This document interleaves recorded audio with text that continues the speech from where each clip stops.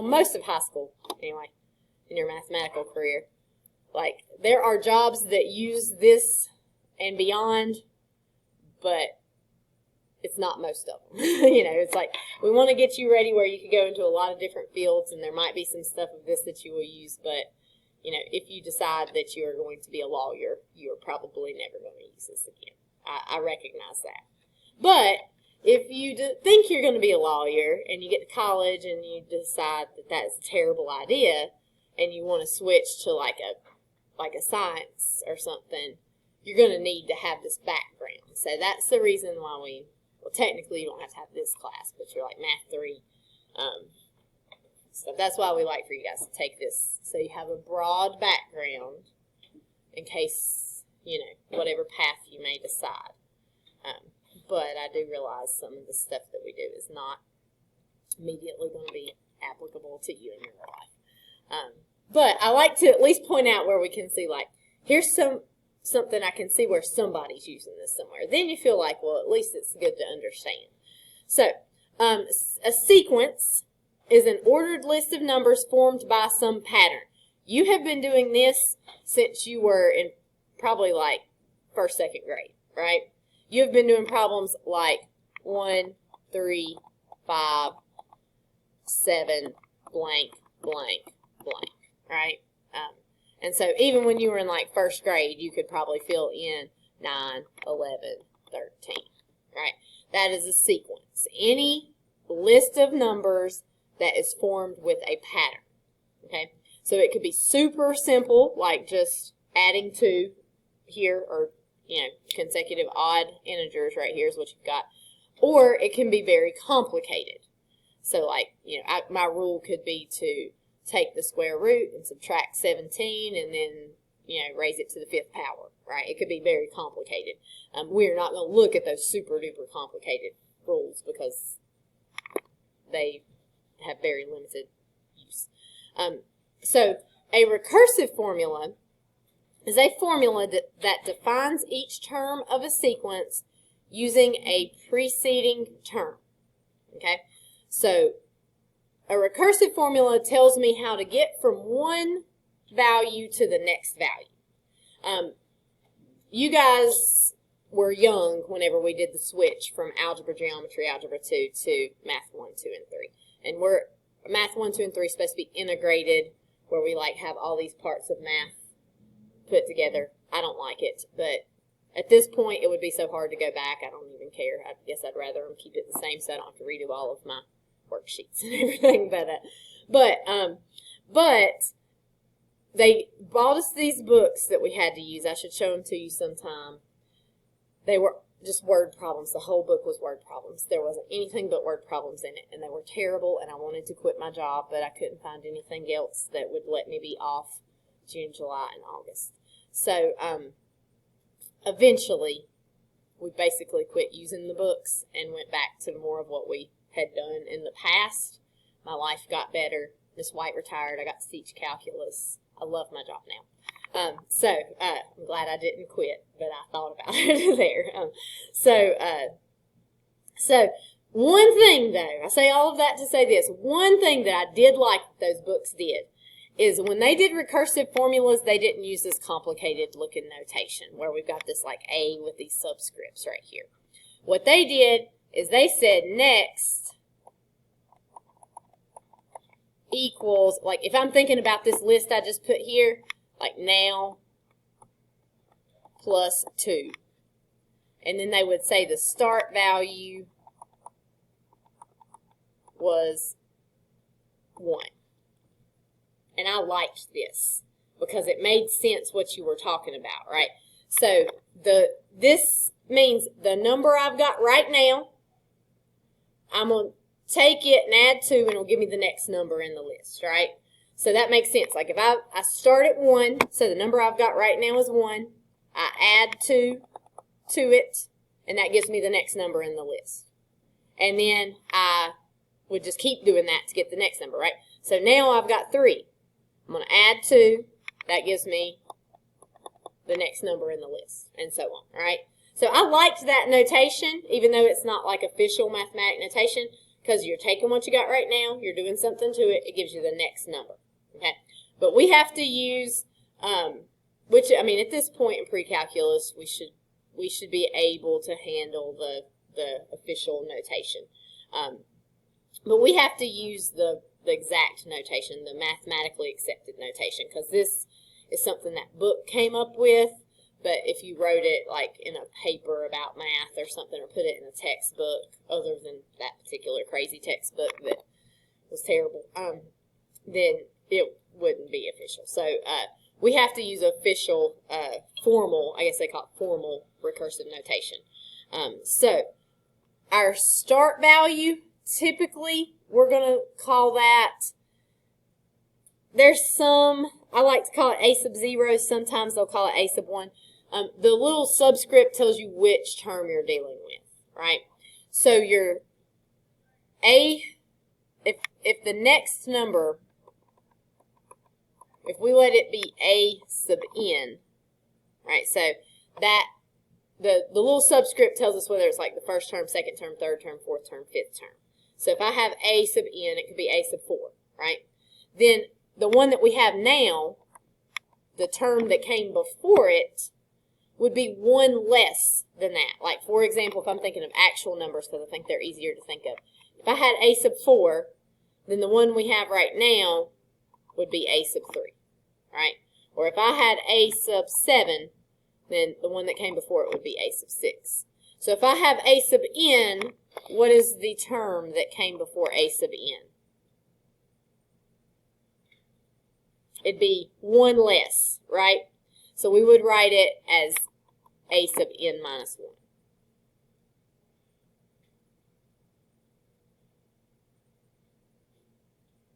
So like, for example, using formal notation for this that I see right here, my formula would be a sub n equals a sub n minus 1 plus 2. So to get a term, you take the term that came before it and add 2 to it. All right. The notation on this throws kids a little bit at first because you got all the subscripts, there's n's and minus 1s and all of that stuff. And so that throws kids off a little bit, but all it means is, you know, you got a term, take the term that came before it and add 2 to it. So it's going to be fairly basic once we get comfortable with that notation. Now, what we are already comfortable with is explicit formulas, okay? Explicit formula is a formula we can use to find the nth term of a sequence. We have been using explicit formulas almost explicitly since Math 1, right? Unless somebody did teach you this like they were supposed to, but we've been letting that slip through the cracks on purpose because we want to spend more time on the things we find more. There's just so much. There's so much in the course, it's hard to cover it all. So whenever explicit formulas, we typically think of them as something like y equals 2x plus 5, right? Or y equals 7x squared minus 5x plus 2, right? Or any formula. Everything, you know, any of those formulas you're typing into Desmos, y equals whatever, those are explicit formulas. And they're very useful because if I want to know what y is whenever x equals 5, all I've got to do is plug in 5, right? So that is more helpful. Now, when we're doing explicit formulas with n's, we'll have y will equal a sub n and x will equal n. For this, so like for example, for this first equation I've got, I would say a sub n equals 2n plus 5. And for this one right here, I would say a sub n equals 7n squared minus 5n plus 2.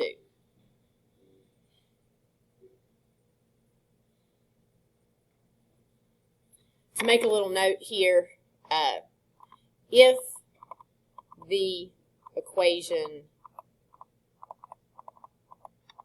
only has ends, it is explicit.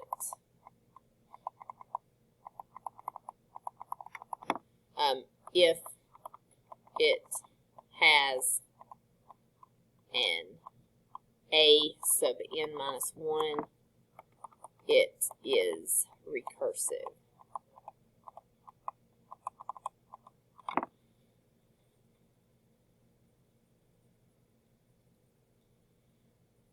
Okay, so let's talk about what that, that still may seem kind of jumbled up. So let's talk about what we will have with that. So let's start from an explicit formula. I've got a function, we're used to seeing something like this, right? 10 times 2 to the x power. I want us to fill in the table here. So if I plug in 0, I would be doing 10 times 2 to the 0 power. 2 to the 0 power is 1. 1 times 10 is 10, right there. All right. For here, I'd have 10 times 2 to the first power, which is 10 times 2, which is 20. And right here, I'd have 10 times 2 squared, which is 2 squared is 40, or 4 times 10 is 40. 10 times 2 to the third power. All right. So that would be 80. Are you guys starting to see a pattern? What's the next one going to be? 160. What's the one after that? Oh, it's going to be 320. You could continue doing what I'm doing here, but this is the explicit formula. I can plug any number in. I didn't have to do those in order, right? If I wanted to know just the fifth term, I would do 10 times 2 to the fifth, and I could find that without doing any of the other numbers, okay? Recursive formulas require you to repeat a pattern over and over again, okay? So I'm going to change that x right there to an n, and I'm going to change this f of x, or what would be a y, to the a sub n.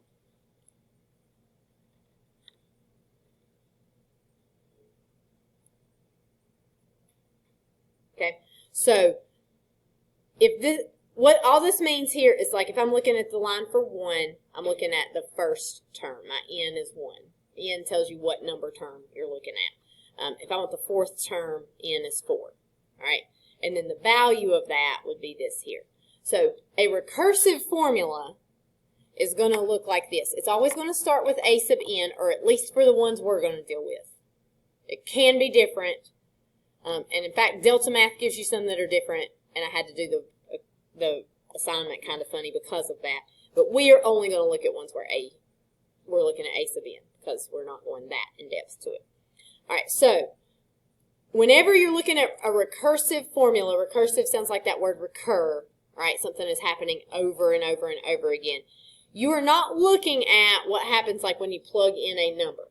You are only looking at your y column, and you're looking at how to get to the next number. All right, so if I look at what's happening here in between each, I'm looking at how do I get to the next number in my list. So how do I get from 10 to 20? There's two ways I could do it, right? I could either add 10, or I could multiply by 2. If I do add 10, does that pattern hold up? Does it keep working? It does not. So that is not what I'm doing here, because the pattern falls apart on the second one. But if I multiply by 2, 10 times 2 is 20. Then times 2 again is 40. Times 2 is 80. Times 2 is 160. Times 2 is 320. So that is how I get from one line to the next. So my recursive formula here would be a sub n equals a sub n minus 1 plus, I'm sorry, not plus. Actually, let's write it this way. Sorry. 2 times a sub n minus 1. It's okay to write it. I started to write it like this. It's okay to do it like this. A sub n minus 1 times 2. But as far as like whenever you see these as multiple choice questions or something, it's going to be written like this. The 2 will be out front. So that's the more standard notation. And this kind of like gets confusing with those subscripts. So this just means I'm taking the previous term, the term that came before it, the term I have right now, and multiplying it by 2 to get that next term that I would have. All right, so all you're really doing is just seeing, like, how do I get to the next number for these? Okay, questions about that? All right. Okay. This time I have given the explicit formula using the n notation instead of y, but it's like having y equals 2x plus 5, right? It's similar to that. So my explicit formula, and I know this is explicit because it only has n's over here. If it's recursive, you're going to see that a sub n minus 1. So if I want to, with the explicit formula, if I want to find the third term, I just plug in 3. 2 times 3 plus 5, which is going to give me 6 plus 5, which is 11. All right? I don't have to do these in order. I don't have to start with 1 and then find the next terms. But if I did find all of these here, I'd have 2 times 0 plus 5, which would give me 5. I'd have 2 times 1 plus 5, which would give me 7. 2 times 2 plus 5. It's going to give me 9. 2 times 4 plus 5 is going to give me 13, and then 15 down here for this one. And really, when you like start filling this in, you might already start using the recursive formula instead of like actually plugging them in. You're like, oh, 5, 7, 9, 11, just start filling in the pattern, right? So to write a recursive formula for this, you want to do a sub n equals, and then you are just looking at how do I get from one term to the next here. For this one, what are we doing each time? We're adding 2. So that's what we're doing. So our recursive formula would be a sub n minus 1 plus 2. It'd be fine to do 2 plus. Yeah. I think you're probably more likely to see it written this way, but it would still be correct if you had 2 plus a sub n minus 1. Just be careful, like if you were subtracting 2, you can't switch the order on those.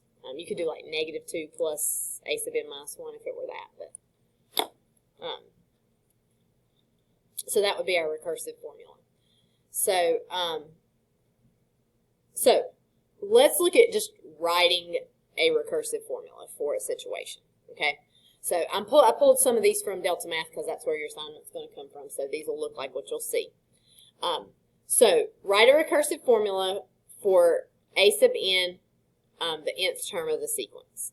So what they have done here is they want you to give a sub 1, which the way Delta Math does is that's just the first number in your list. So that's just going to be 5 right here.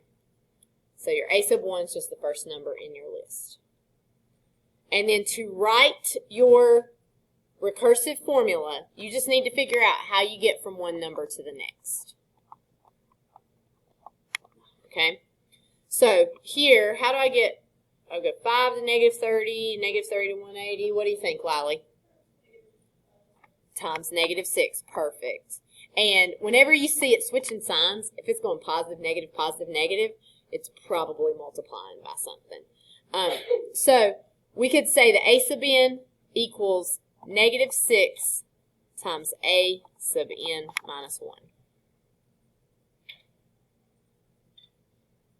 And all that's telling us is like to get the next number, I'm going to take what I've got now, multiply it by negative 6 each time. Okay, here. All right. Here's another example. Same type of problem. We want to know a sub 1 and then the recursive formula for this sequence. So I got to think, well, first of all, a sub 1 is just going to be 2. And then I got to think, what do I have to do to get from term to term here? So what am I doing here? Subtracting 9. Right, each time just subtracting 9. So I would say my rule would be you take what you got right now, a sub n minus 1, and you subtract 9.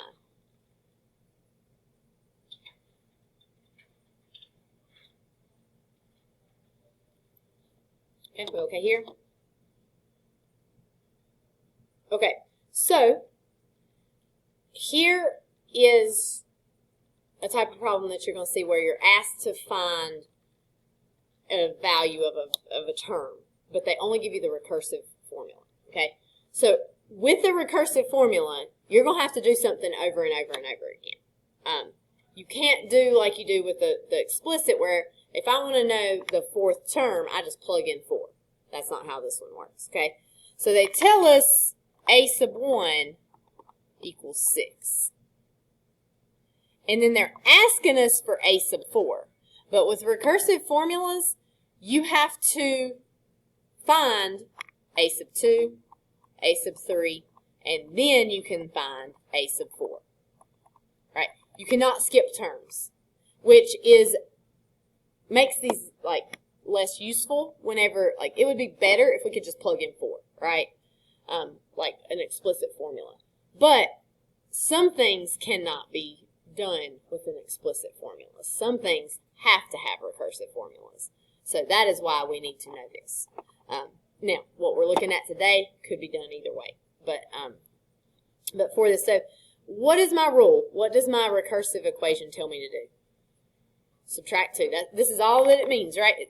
This a sub n minus 1 means take what you got right now, and to get the next one, you're just going to subtract 2, right? So if a sub 1 is 6, what's a sub 2? 4, 2, 0, there's your answer.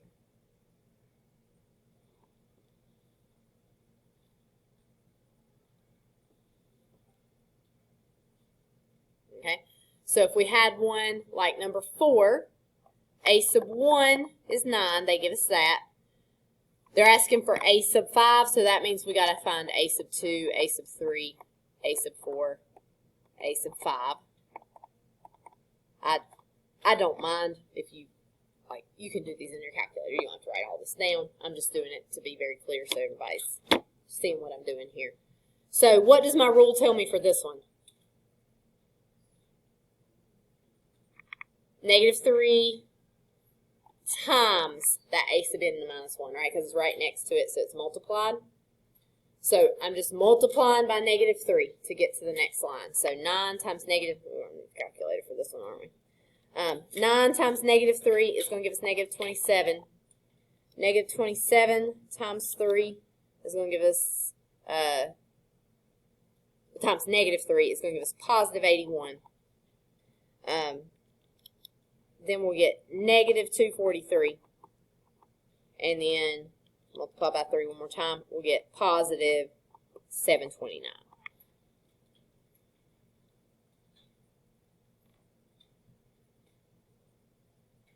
And so that would be our answer for that.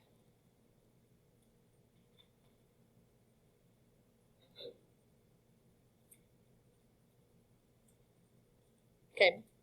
Questions so far? Okay.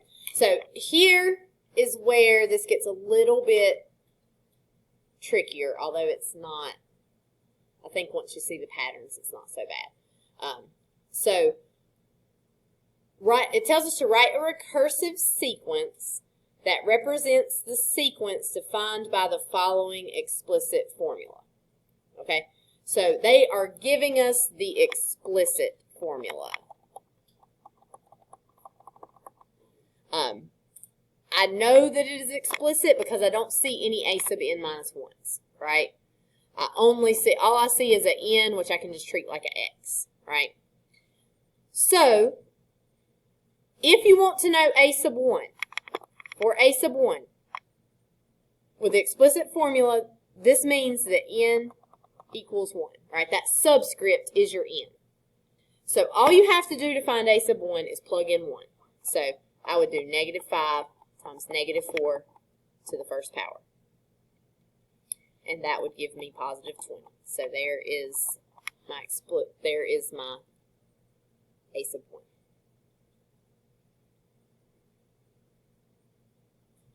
But what I want to know now is how to write a recursive equation for this. So I need to know what's the pattern, right? So to do that, I'm going to do this, n and a sub n.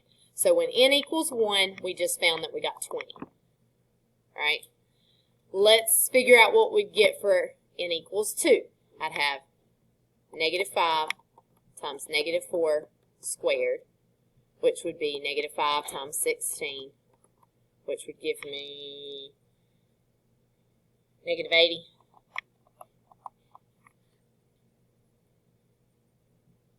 And then if I plugged in 3, I'd be doing negative 5 times negative 4 to the third power. And negative 5 times negative 4 to the third power would give me 320. So 3 would be 320. Okay. That's probably enough for us to see what's happening. You want to do at least 2, because otherwise you might not be able to tell if you are adding or multiplying. But if we did a fourth one, just to make sure, negative 5, negative 4 to the fourth power, we should get negative 1280 right there. So I can see the numbers are getting a lot larger. So I'm probably not adding, I'm probably multiplying, right? What number would I be multiplying by? Negative 4, right?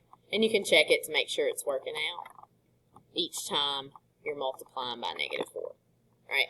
So my recursive formula would be a sub n minus 1, which is what I got right now. Take the term you got right now and, oh wait, well, I'm wanting to do times negative 4. That's not the best way to write it. Let's do negative 4 times a sub n minus 1. Which is more standard for it to be first. It is technically correct to say a sub n minus 1 times negative 4. I'm not sure if Delta Math takes it, though, if you do that. Sometimes it doesn't like it if you put things in backwards. Now, notice that was this number, right? I think we're probably going to see that becoming a pattern. We're going to see that that is that number being raised to a power. Because if we see something, think about what you know about exponential growth. This is an exponential equation because you got an exponent here. We've been talking about exponentials, right? So think about what you know about exponential growth. This isn't the best example in the world because of that negative right there. But if you ignore the negatives, things start off real small and they get bigger and bigger and bigger and bigger and bigger fast, right? That happens by multiplying by a number each time. Not by adding, because, you know, if we just add a number each time, our number will grow, but it grows in a linear fashion. Like it doesn't take off fast.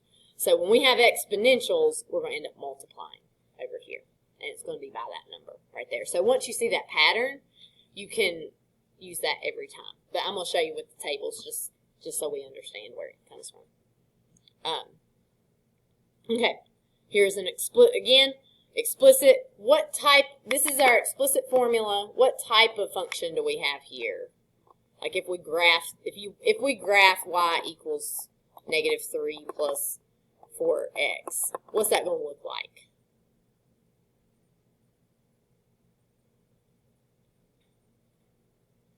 Is it going to be a parabola? Is it going to be a line? Is it going to be an exponential? Is it going to be a log? What will that look like if we graph negative 3 plus 4x?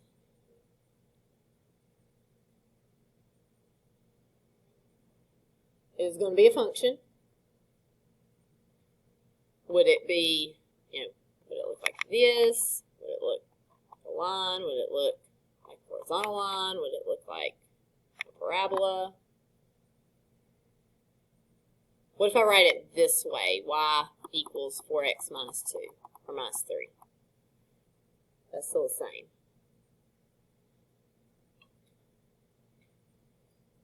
Is a line, because that is y equals mx plus b, right? That is the equation of a line. So this is linear, right? So if you're recognizing that you got something that's linear, this may be something you want to associate. This last one, I didn't point that out. That one was, that talked about it. That was exponential, right? Today we're only going to be looking at exponentials and linears as far as recursive formulas go. We're not going to get more complicated with that. But the same thing's going to hold true no matter which one you're dealing with, right? So to find a sub 1, all you got to do is plug the number in. -3 plus 4 times 1. And that is going to give you, in this case, +1. All right, so if I think about making myself a table, n and a sub n, if I plug in 1, I get 1. All right, if I plug in 2, that means I'd be doing -3 plus 4 times 2, and that would give me 5. And then if I plug in 3, I'd get -3 plus 4 times 3, which would give me 9. And this will probably be enough for you to see a pattern going on that you could do more if you wanted. What are we doing each time to get to the next number? Adding 4. Okay, so my recursive formula is going to be a sub n minus 1 plus 4. Notice here that this plus 4 that we got right here is the same as that number right there. So we're going to see that happening each time. What would that, like if we're thinking about the graph of the line, what is that? Is it our M or our B? M, what's the M stand for? Slope. This is our slope or rate of change, which tells us how much we're going up or down by, right? So it makes sense that the slope should be what we're adding or subtracting there. So you may be finding shortcuts where you no longer need to make a table every time, but making a table will work for these. Okay. All right. This time they are asking us to make an explicit formula, and they're giving us the recursive, right? So we just, on this one, we had the explicit, we had the one where you could just plug in numbers, and we had to go to the recursive, which is where we're looking at what we do next for each line, all right? This time, they're giving us the recursive, and they want us to write an explicit, the one where you can just plug numbers in, okay? So, with the recursive, about all we can do is make a table. And I'm gonna leave me a spot right here for 0. Even though they don't give us a sub 0, I'm gonna leave it there because we're gonna find out we are probably gonna need that. But they tell me a sub 1 is 5. Okay, how do I get to the next line? What's my recursive formula tell me to do? Multiply by -6. So what would I get for the next term? -30. Okay, and then for the third term, I'd multiply by -6 again, and I'd get 180. And for the fourth term, I'd multiply by -6 again, and I would get, what is it?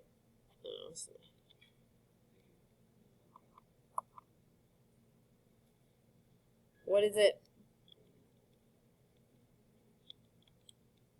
1080, -1080. Okay.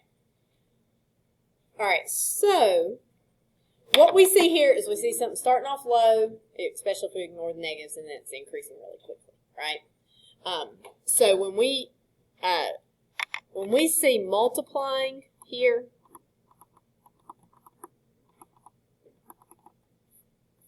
we should think that our explicit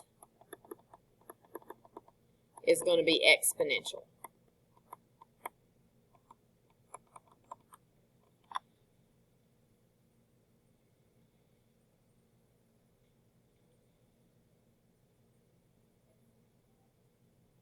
So, let me give you some options here.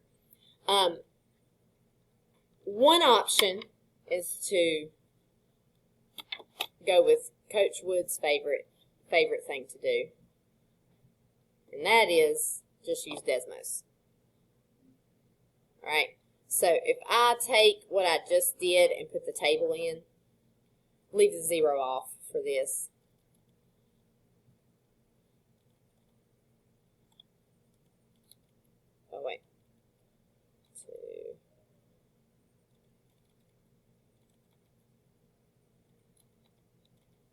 Okay, if I take this, I'm not going to be able to see the graph very well because of this. We can do regressions on this, which means like the calculator will fit a line to our data. I hope it works with that negative right there. Might put it off. Maybe it can do it. So we're just going to say y1 squiggle. If you guys remember doing these for some things long ago. And then we're going to do a times b to the x1 power. Never mind. The negative doesn't work on this. If we didn't have the negatives, I think it would do it just fine. Yeah, it would work if we had. So this one's getting thrown off because of the negatives. Desmos. It's just Desmos does not know what to do with that data that's going like. It can't do the regression for that. So actually Desmos is going to end up not working for this. I'll show you another one where it does work. But yeah, so I was going to do Desmos because I thought it was like a foolproof way where you didn't even have no shortcuts, but negatives are putting a wrench in that. With the exponential, think back to what we were looking at over here. All right, I was multiplying by -4 each time. That number ended up being my number raised to a power right there, right? So over here, I am multiplying by -6 each time. So that means I'm going to have a -6 raised to the n power. I should put times there, times -6. Okay, so when you're looking at something that's multiplied here, it's going to be an exponential, which is the a times b to the x. The number you're multiplying by is going to go right here. And then you've got to find a number here that will work. And that number is not our a sub 1. Like I want to put a 5 right there, but that will not work. So what you want to do for that is you really need to know this a sub 0. That's the number that's going to go right here. So if my rule is to multiply by -6 to get the next term, what would I do if I wanted to go backwards?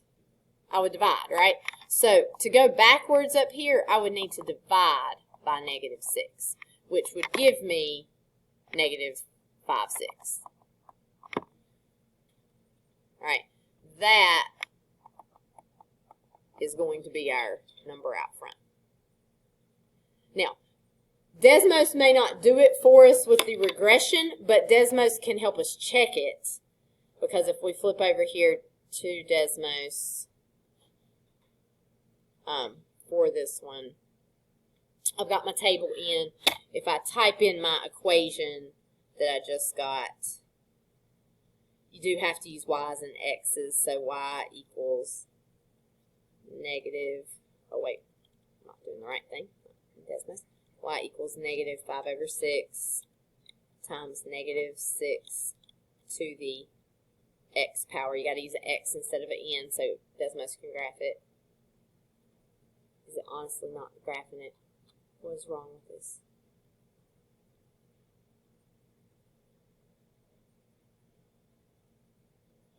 Why is it not graphing?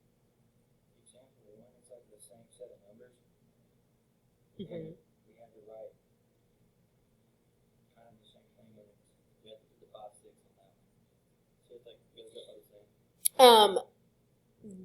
For this one, this is this is pretty much the same thing, right? We're seeing those same numbers. So this one just asked us to write the recursive formula. So we were just having to write, like they gave us the table, and we were just having to write the recursive formula, which tells us how to get from one to the next. This one, the difference is this one gives us the recursive formula. So we came up with the table, which gave us that list of numbers. But then it's asking for the explicit formula. And why is Desmos not graphing this?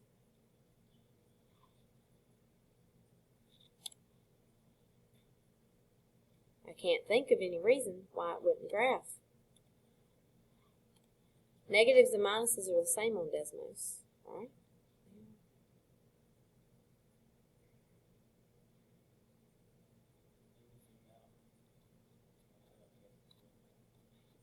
Because it should go through those points. The house button. Let me go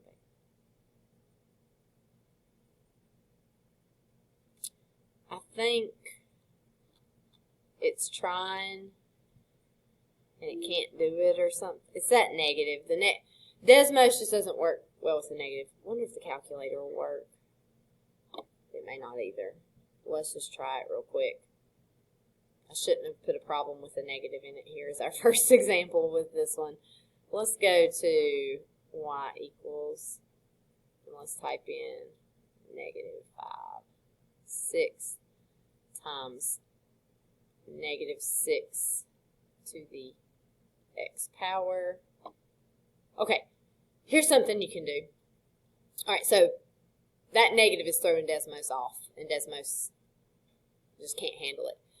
But if we type in our equation right here, we can go to the table on the calculator. I don't know how much you guys have used the calculator because we don't use the calculator a whole lot anymore. But does everybody know how to get to y equals? Okay, so y equals is this button right here. We're typing in this equation that we just got. What is it? Yeah, some of my calculators are the oldest ones.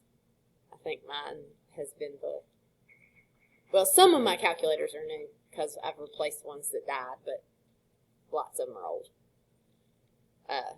So y equals, and then you type in your equation, negative 5, 6, make sure you got parentheses around it, times negative 6, make sure you got parentheses around that, to the x power.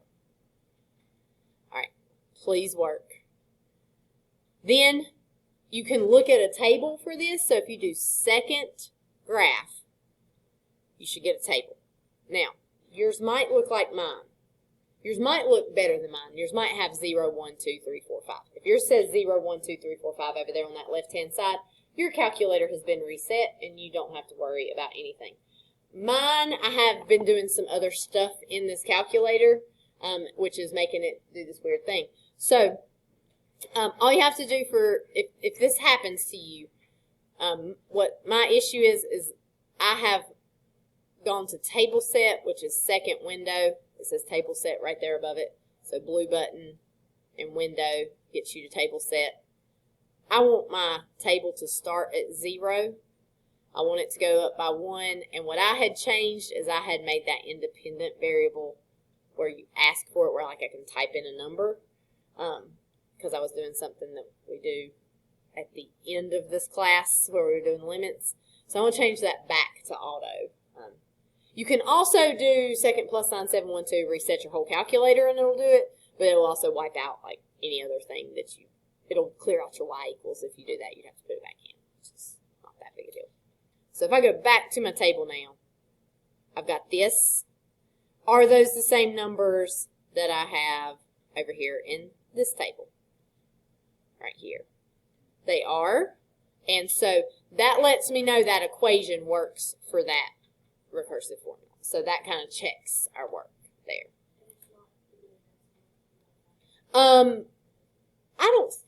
I think probably for delta math, you'll need to plug in the fraction because like negative 0.8333 is not exactly negative 5/6, so I think delta math is going to want the fraction instead. Personally, I don't care a lot, but I think for delta math, it's going to want you to have that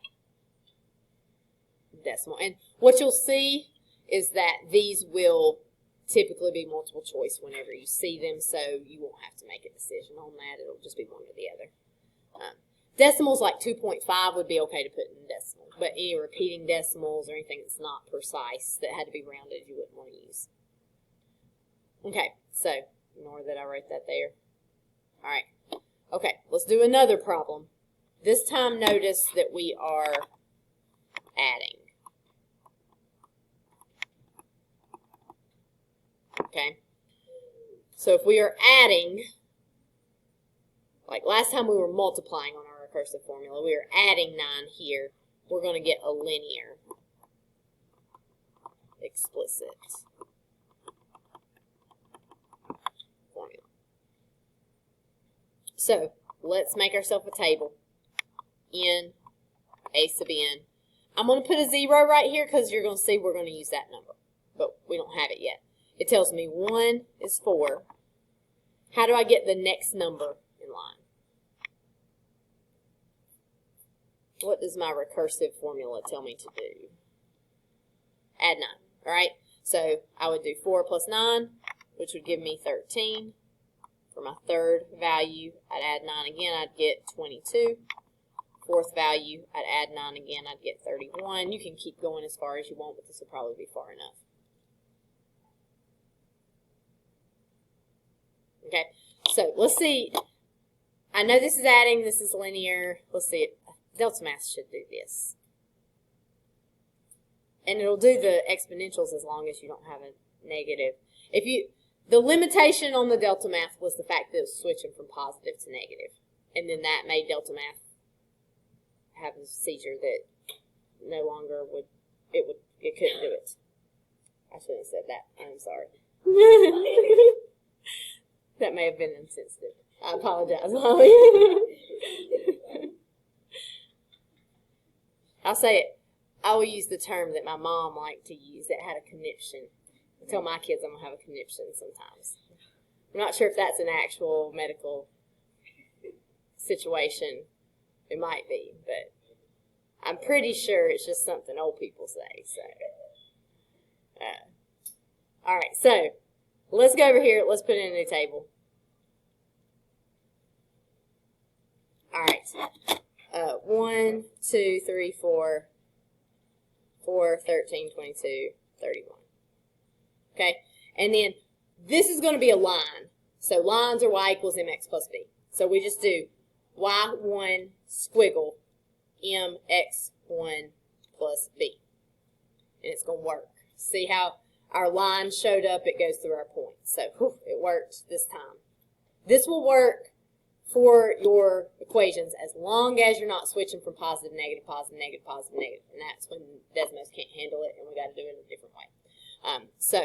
Which I need to remove that as my first option there. So you can see my m is 9, the slope is 9, and the b, the y-intercept is 5. Which means that my equation over here is going to be a sub n equals 9n minus 5. Okay, you can also, you can feel pretty confident because it went through all of the points right here and you made that table. You can also go back to y equals over here, check it the same way we checked it before. This would just be 9x minus 5. And if we go to our table over here, you can see you've got the same numbers you had in your table, 4, 13, 22, 31, 40. So it's working there. Okay. You may also see as you do some of these that this number right here that you were adding was your slope. Right there. And a sub 1 wasn't used, but over here, a sub 0, like on your table there, if you went backwards, you would have to subtract 9, which would give you negative 5. Notice that that number right there was your y-intercept.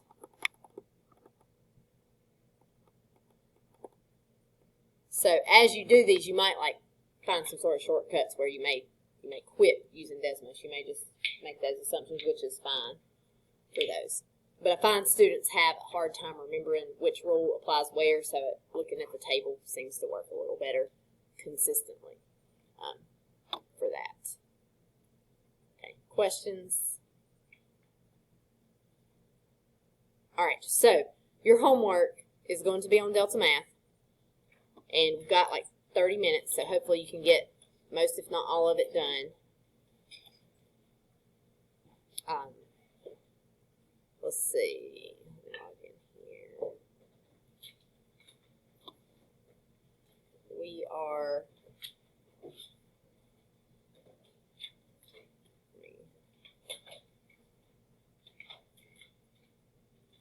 All right. So let me explain what I had to do here. You've got several different sections. It's going to be 20 questions altogether. So these first two and the last one are going to give you just regular Delta Math problems where, like, you got to get it right, and then you move on to the next part. You get it right, like, and it keeps track. You got to get enough right, so, like, you'll just do those. These 5 in the middle, for that section where you're going from explicit to a recursive sequence, Delta Math gets more complicated than we need to get for this. It starts doing stuff like N+1s and weird stuff that we don't have to worry about for this class. So I had to choose those 5 questions. So I think everybody will have the same questions for those 5 questions right there, the explicit to recursive problems. If you miss them, it's just going to count it wrong. It'll still tell you what you did wrong, but you won't get like a second chance to redo it. But that's okay, because I am not going to grade it according to that. I'm looking for the completion rate on that. Obviously, if you miss all 5 of them, we need to look at something. You're doing something wrong. But as long as you have completed it all, you get 100 for your assignment. So I just couldn't do it any other way, because if I assign it, it gives you all those weird problems. So that's why it looks a little bit strange there. Ideally, I would have just assigned this section, but it has weird problems we don't need to do there. So go ahead and get started on this. I'll be around to help if you have any questions. You're welcome to work with somebody, sort of. You get different questions, so that might be a little trickier, but if you can ask each other questions also, and hopefully you'll be able to get most of this done before we go.